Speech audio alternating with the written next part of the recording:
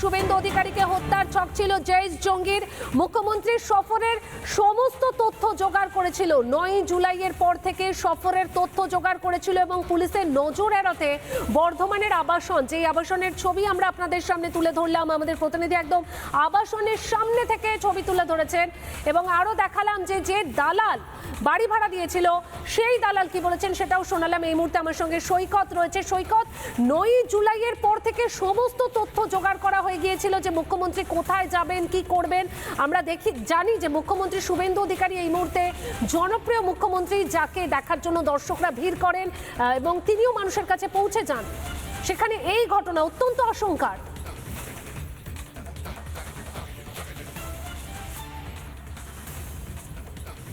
দেখো, অত্যন্ত আশঙ্কার শুধু নয়, রাজ্য পুলিশের গোয়েন্দাদের রীতিমতো ঘুম উড়িয়ে দিয়েছে এই ইনফরমেশন।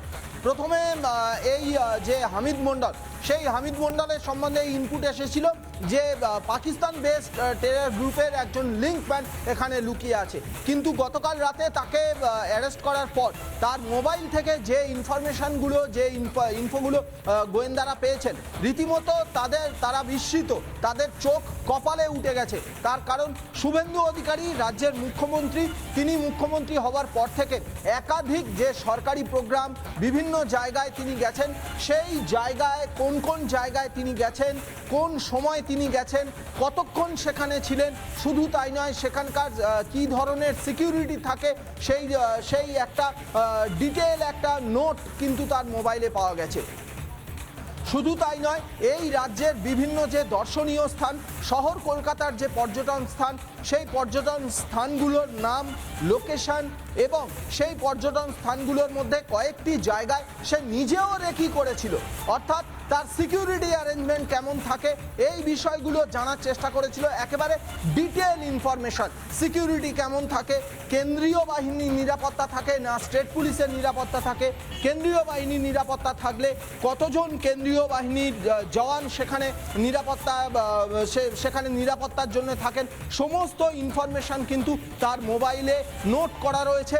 এবং যেটা জানা যাচ্ছে এই ইনফরমেশনগুলো সে শেয়ার করতো। কাশ্মীরে দুবার গিয়েছিল বলে জানা যাচ্ছে। মূলত পাকিস্তান বেসড যে জঙ্গি গোষ্ঠীগুলি, সেই জঙ্গি গোষ্ঠীগুলির হয়ে কাশ্মীরে যারা হ্যান্ডলার রয়েছে, কাশ্মীরে যারা কাজ করছে, প্রতিনিয়ত কাজ করছে ডিস্টার্ব তৈরি করার, সেই হ্যান্ডলারদের সঙ্গে দুবার মিট করেছে এই হামিদ মণ্ডল।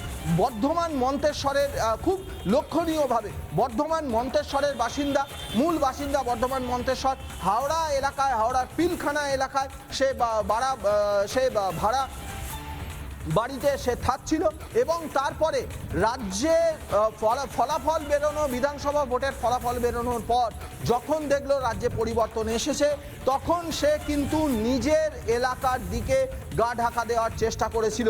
সে বুঝে গেছিল হাওড়ার পিলখানা এলাকাটা তার জন্য হয়তো সেফ না, সেই জন্য যেহেতু বর্ধমানের মন্তেশ্বরের ছেলে, বাড়িতে ফিরে না গিয়ে একেবারে বর্ধমান সিটিতেই একটা আবাসন, যে আবাসন থেকে তাকে গ্রেপ্তার করা হয়েছে, সেই আবাসনে সে ফ্ল্যাট নিয়ে সেখানে থাকা শুরু করেছিল। সোশ্যাল মিডিয়ায় একাধিক টেরর গ্রুপের সঙ্গে যুক্ত, মূলত সোশ্যাল মিডিয়া মারফত প্রথমে বর্ধমান, বীরভূম, এই সারাউন্ডিং এরিয়া এবং তারপরে গোটা রাজ্যে লিঙ্ক তৈরি করা, গোটা রাজ্যে নেটওয়ার্ক তৈরি করা, গোটা রাজ্যে রিক্রুটমেন্ট করা, এই রিক্রুটমেন্টের দায়িত্বে ছিল এই হামিদ মণ্ডল। নানা ধরনের কন্টেন্ট দেখার জন্য লাইক করুন, শেয়ার করুন আমাদের ফেসবুক পেজ, সাবস্ক্রাইব করুন আমাদের ইউটিউব চ্যানেল।